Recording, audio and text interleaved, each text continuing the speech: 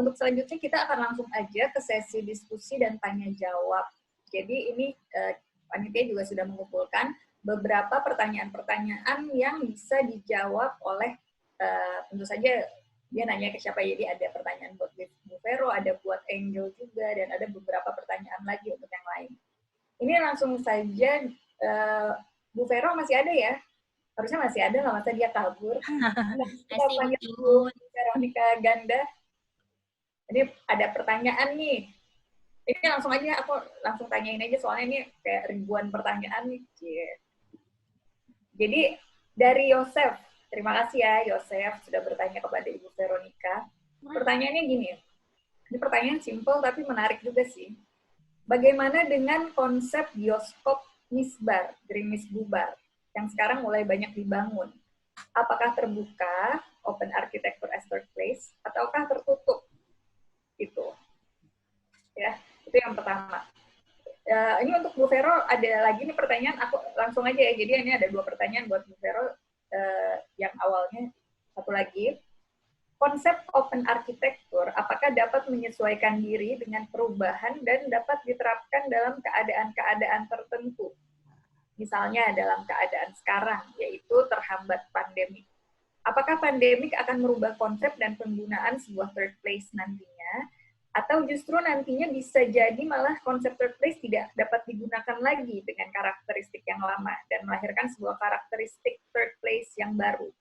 Itu pertanyaan dari Maurania. Jadi ada dari Yosef dan dari Maurania.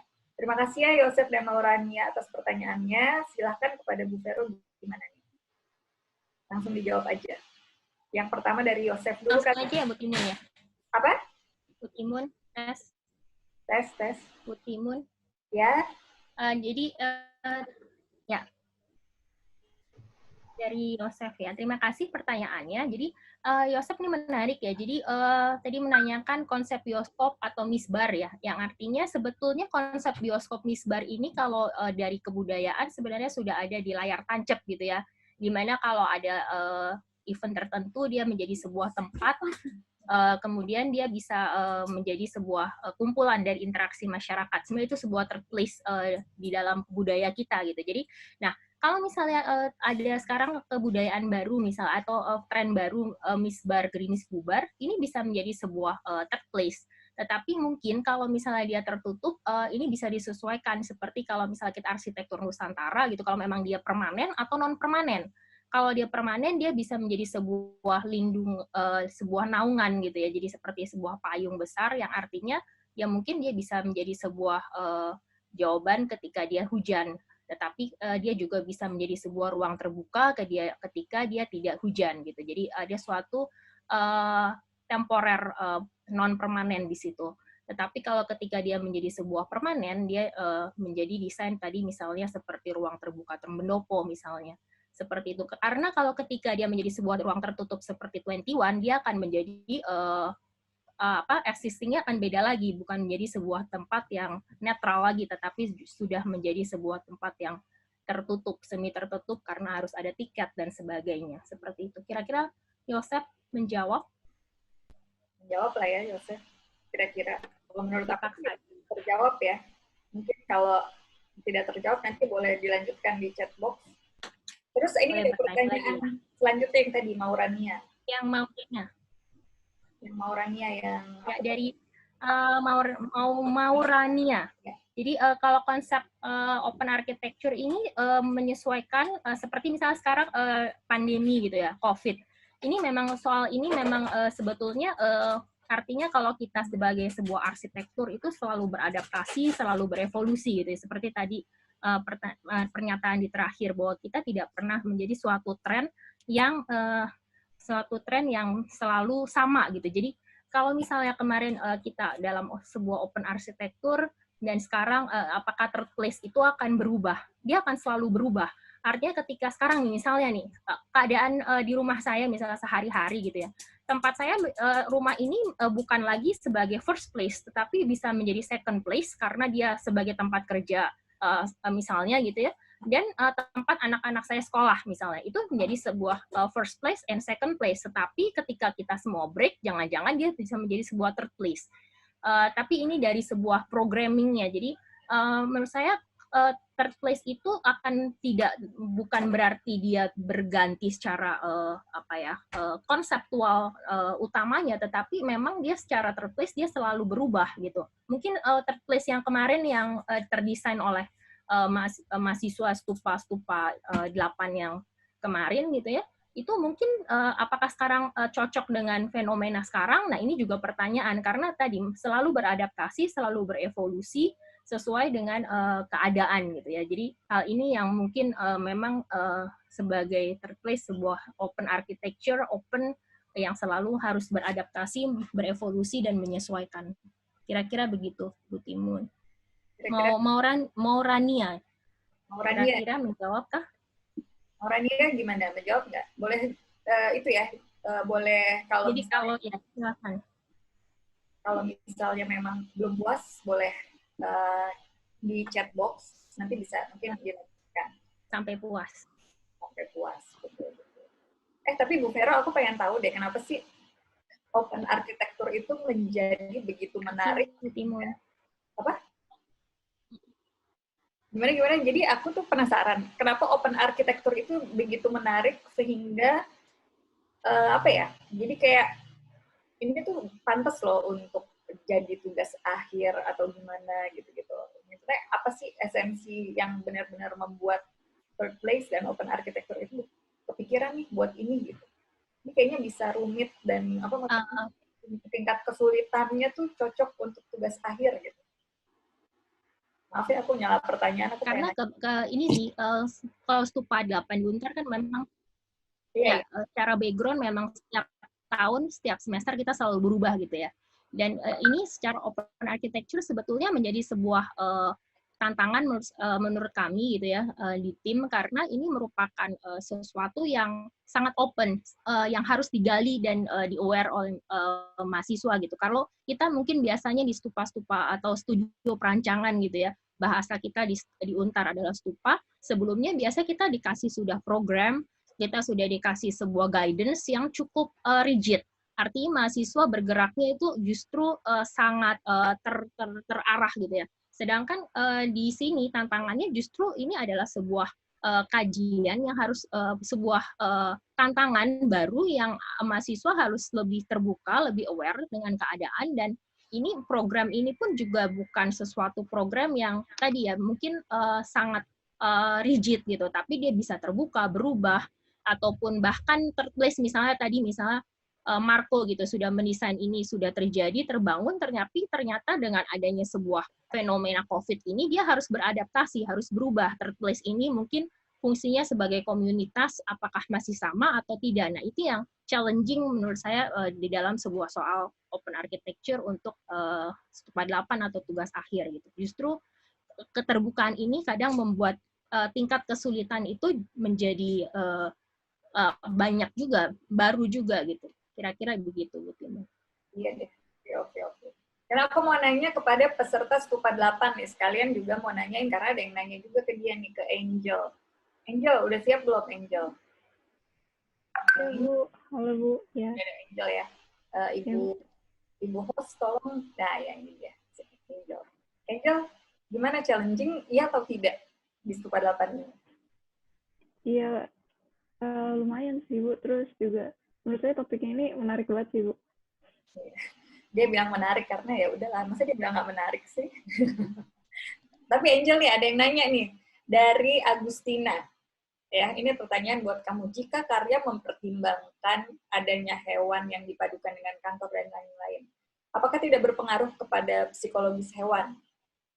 Nah, hewan setidaknya juga perlu diberi space tersendiri yang tidak bising ataupun terlalu dikekang. Apa kelebihan yang bisa ditawarkan oleh desain yang Kak Angel buat? Tentunya tidak melupakan penggunaan ruang dari manusia itu sendiri. Terima kasih Agustina. Itu dulu deh coba. Ini ada pertanyaan lagi buat kamu sebetulnya, cuma ini dulu aja deh. Biar fokus. Makasih Bu Timun dan makasih Agustina. Jadi di sini saya mau menjawab pertanyaan tadi. Nah, sebenarnya untuk bangunannya itu tuh dia terbagi jadi 2 zona. Ada lantai basement sampai lantai 5 itu yang diperuntukkan fungsinya itu lebih ke manusia, dan lantai 5 sampai 8 itu lebih ke binatang. Nah, jadi untuk Jadi itu ada pembagian zonanya. Nah, di zona yang bagian hewannya itu bebas untuk berkeliaran, untuk dia itu nggak dirantai, nggak dikandangin. Nah, dia itu bebas untuk tidur, bermain sama manusia, berinteraksi sama manusia, jalan-jalan di zonanya itu. Nah, mereka itu juga tidak dipaksakan tinggal di bangunan ini, tapi bangunan ini tuh lebih ke shelter, penampungan hewan-hewan tersebut yang membutuhkan tempat penampungan.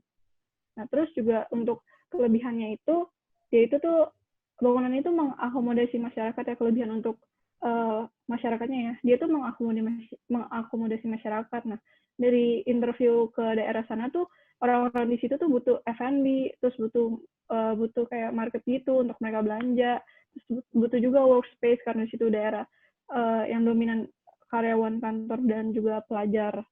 Nah, itu untuk jawaban untuk pertanyaan dari Agustina. Terima kasih. Oke, terima kasih Angel. Ini sebetulnya ada pertanyaan lagi buat kamu nih. Dari, siapa tadi namanya ya? Niko kalau nggak salah. Niko Krishna deh. Nama-nama gimana? Niko Krishna nih. Pertanyaan untuk Angel. When people meet pets. Idenya menarik untuk mempertemukan dua dunia yang berbeda. Dunia manusia dan dunia hewan. Dua-duanya juga sedikit banyak memiliki kesamaan kebutuhan akan adanya third place. Jadi menurut dia hewan juga membutuhkan third place sebagai tempat pertemuan semua makhluk untuk bercengkrama bersama. Pertanyaan saya, adanya kebutuhan untuk karantina hewan sebelum masuk ke fasilitas ini, juga ketika mereka sedang sakit. Bagaimana dengan variasi hewan yang ada di tempat ini? Bagaimana organisasi program karantinanya dan bagaimana hubungannya dengan ruang yang digunakan oleh manusia?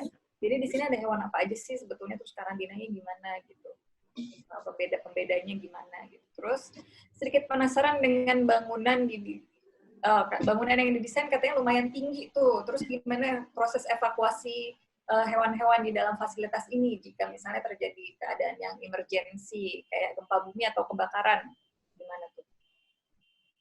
Ya, jadi terima kasih Niko Krishna atas pertanyaannya. Jadi untuk jawabannya itu pertama untuk yang sebenarnya di lantai 3 sendiri itu ada bagian untuk klinik hewan, ada dokter hewannya. Nah, jadi di situ emang dikhususkan dulu untuk karantina sama untuk mengobati hewan-hewannya dulu di lantai 3 tersebut. Nah, terus setiap zona hewannya itu juga ada ruangnya untuk karantina hewan yang membutuhkan proses karantina tersebut. Nah, untuk pembagian zonanya itu juga tadi sudah dijelaskan kan untuk pembagian zona-zonanya.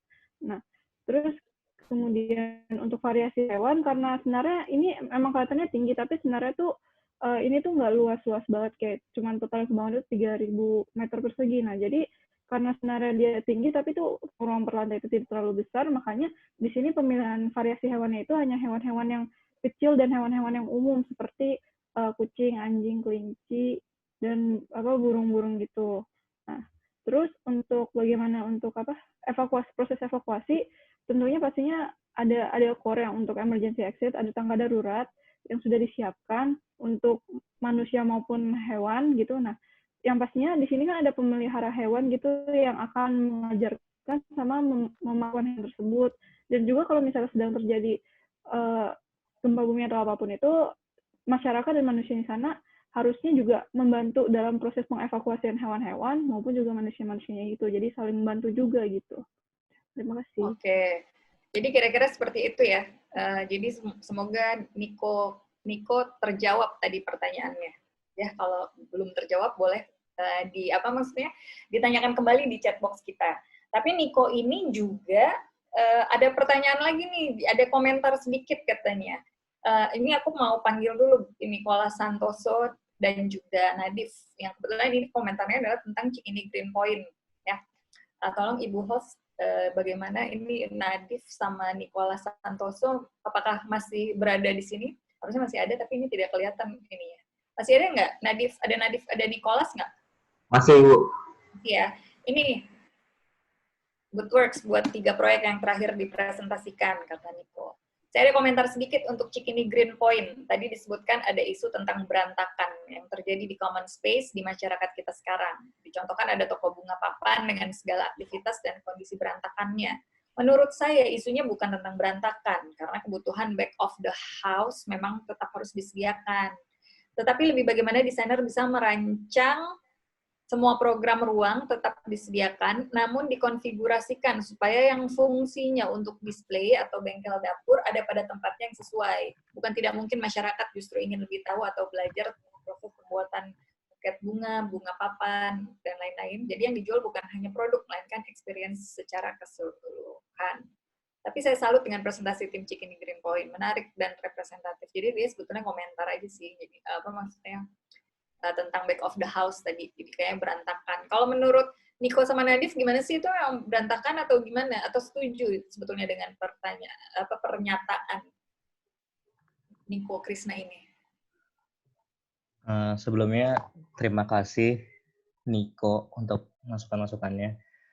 Sebenarnya itu di proyek kami responnya ya adalah ya betul setuju, kami juga tata ulang, cuman kita nggak concern menunjukkan si area bunganya, tapi lebih menunjukkan area si amphitheaternya. Terus ada lagi nggak tanggapannya? Nicholas Santoso. Nicholas mungkin. Coba Nicholas menjawab pertanyaan dari Niko. Jadi kan sama-sama Niko tuh ya. Iya, Bu. Ya kalau buat saya juga sama setujunya gitu. Cuman apa ya, kalau dari saya berdua sama Nadif memang concern-nya sebenarnya ya lebih kepada ke ruangan internalnya aja sih sebenarnya, nggak. Ya kita memang berangkat kalau yang tadi memang ingin membenahkan gitu loh, yang sebelumnya berantakan sebenarnya juga ditata, cuman mungkin karena waktu tadi terbatas jadi nggak dipresentasikan secara tuntas gitu. Sebenarnya memang toko-toko kembang itu sebenarnya diletakkan di paling belakang sebenarnya ada, dan memang saya seperti yang sudah diutarakan sebenarnya gitu ya, orang-orang bisa belajar ke sana, jadi kita nggak hanya membuat ruang baru tapi juga menata sebenarnya, intinya itu sih. Gitu.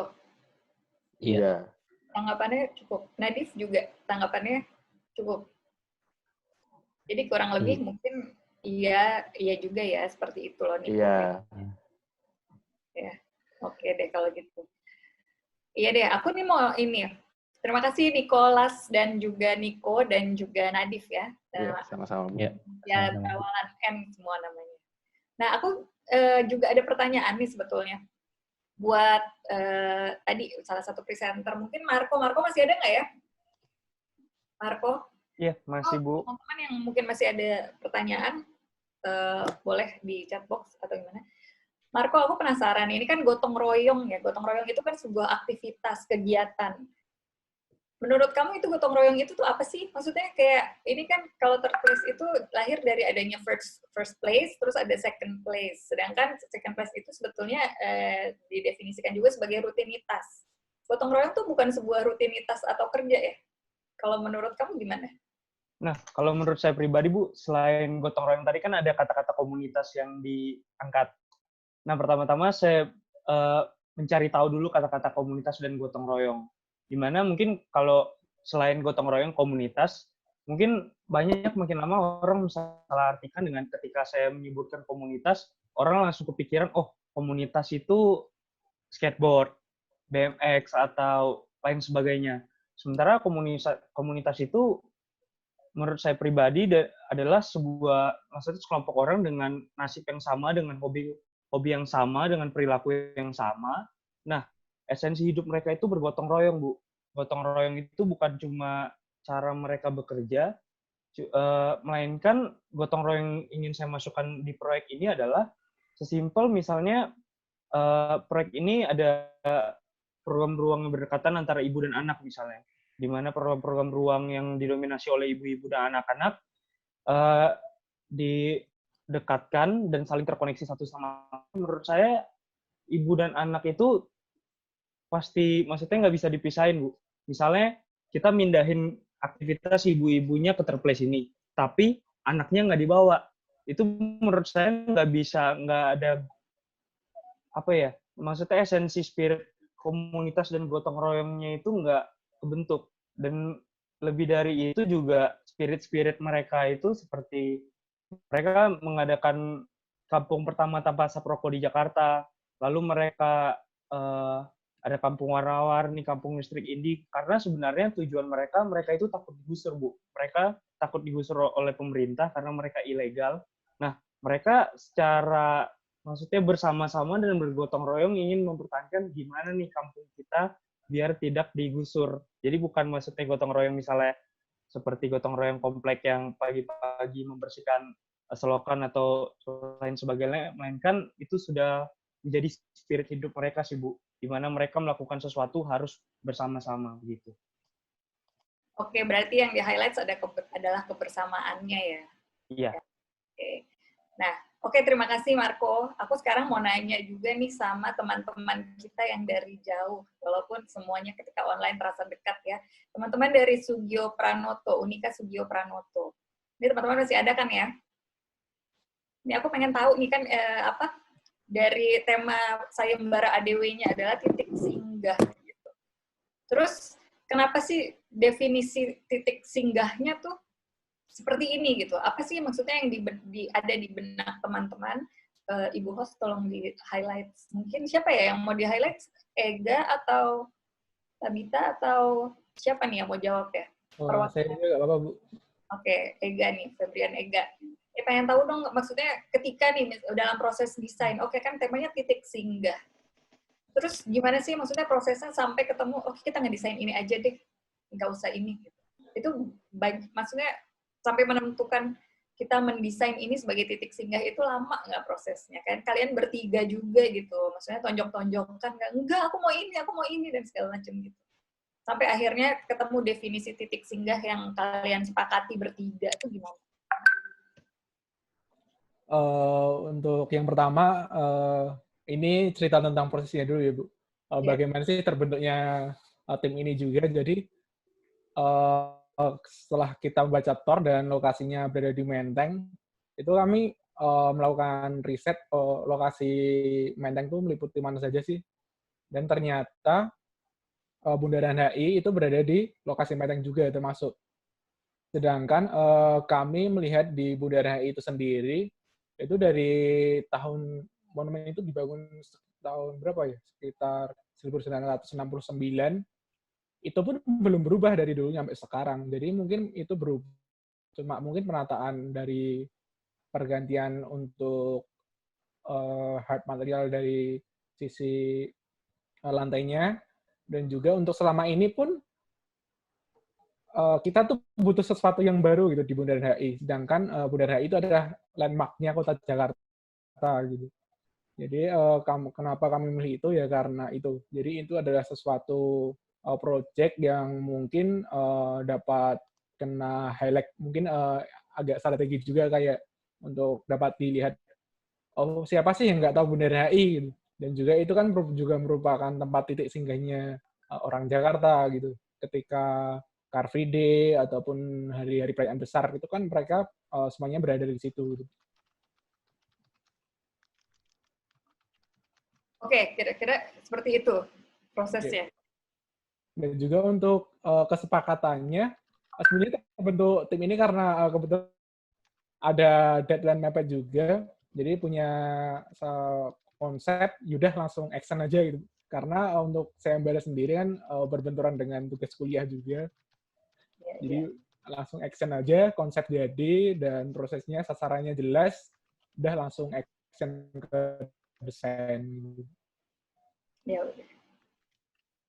Oke, jadi sebetulnya kunci dari mengikuti sayembara adalah udah action aja ya, nggak usah terlalu banyak pertimbangan ya, harus banyak juga sih sebetulnya, cuma ya punya perjalanannya masing-masing. Terima kasih ya Ega atau Febrian, dipanggilnya siapa sih, Febrian atau Ega? Ega, Bu. Ega. Terima kasih ya Ega. Ya, aku mau balik lagi nih, ternyata ada yang kelewatan pertanyaan untuk Marco dari Egan Unpar. Ini ya, tadi disebutkan Marco masih ada kan ya? Marco, ini pertanyaan cepat saja. Tadi disebutkan bahwa komunitas dan masyarakat merupakan titik berangkat awal dari desain. Pada hasil desain, identitas masyarakat dan komunitas seperti kampung warna-warni tersebut justru malah tidak tampak. Dan hanya arsitektur aja yang menonjol. Gimana cara mewadahi kegiatan masyarakat dan hasil karya masyarakat tersebut. Sehingga yang menonjol adalah komunitas dan karyanya itu sendiri, bukan arsitekturnya semata. Jadi bukan fisiknya aja ya. Nah, gimana tuh kira-kira? Baik, terima kasih Egan dari Unpar atas pertanyaannya. Saya coba sambil share screen, Ibu. Cepet aja. Nggak lama-lama.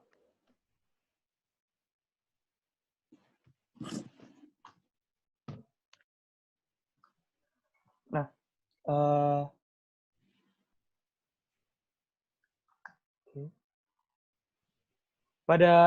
sebenarnya pada awal proyek ini dan juga latar belakangnya saya bedah, sebenarnya Kampung Warna-Warni juga menjadi pertanyaan bagi saya sendiri gitu. Bagaimana cara mengimplementasikan warna-warni ini ke dalam desain. Lalu saya juga akhirnya mendapat jawaban, ternyata Kampung Warna-Warni ini cuma salah satu dari sekian banyak konteks kampung yang harus direspon. Dan juga menurut saya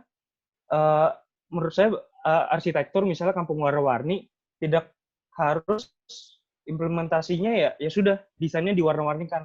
Menurut saya lebih dari itu. Selepas misalnya seperti saya angkat warna-warninya menjadi, yang saya angkat adalah seninya, saya membuat wadah pembelajaran bagi masyarakat. Di sini dapat terlihat workshop warna-warni, workshop kesenian, petukangan, dan lain sebagainya, agar mereka bisa belajar di CBS Gotong Royong dan mereka menerapkan di kampung-kampung mereka masing-masing gitu. Jadi bagi saya juga penerapannya tidak semerta-merta semuanya diwarna-warnikan. Lantas bagaimana dengan respon saya terhadap material lingkungan sekitar, lalu juga kerpiak kayu, bentuk atap, dan lain sebagainya. Mungkin seperti itu sih, Egan. Oke, Egan, semoga dapat terjawab ya. Sorry tadi kelewatan. Soalnya biasa kan puluhan ribu yang masuk chatnya gitu. Makasih Egan. Itu, terima kasih Brian, kata Egan udah jawab juga kok. Oke. Sama-sama Egan. Iya, teman-teman, ini sebetulnya masih mau berlanjut nih sampai all night long gitu, cuma kan ya ampun, masa webcast all night long, kita harus istirahat dulu ya. Nah, semoga nanti kita bisa ketemu lagi di seri-seri selanjutnya dari Architalk ini.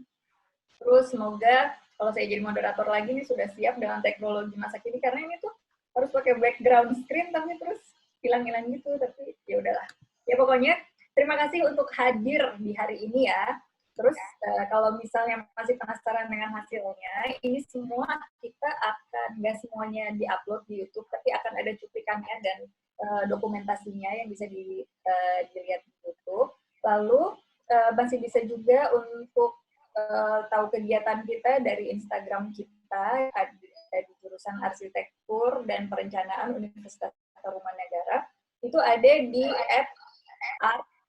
@art_plan terus _Unhar ya, dicari aja jurusan Arsitektur dan Perencanaan, search pasti ketemu Instagramnya. Itu banyak sekali kegiatan-kegiatan kita dan ya, maksudnya teman-teman dan bisa diikuti juga. Nah, sebelumnya saya mau mencoba merangkum semuanya gitu, tentang hari ini. Jadi dari diskusi kita hari ini, third place seperti namanya, lahir sebagai urutan ketiga setelah first place dan juga second place. Keberadaannya sebagai tempat publik, kadang membuat orang mengutamakan fungsi komersilnya, bahkan sebagai arsitek, seringkali meng-highlight hanya estetika dan kebombastisan, melupakan rasa. Seyogyanya third place merupakan juga pelarian dari sebuah rutinitas dan kejenuhan yang lahir dari sebuah perasaan. Maka sesungguhnya third place dalam keberadaannya serta kaitannya dengan hendaknya tidak melupakan konteks sense, yaitu empati dan juga rasa. Sekali lagi terima kasih untuk kedatangan teman-teman semua.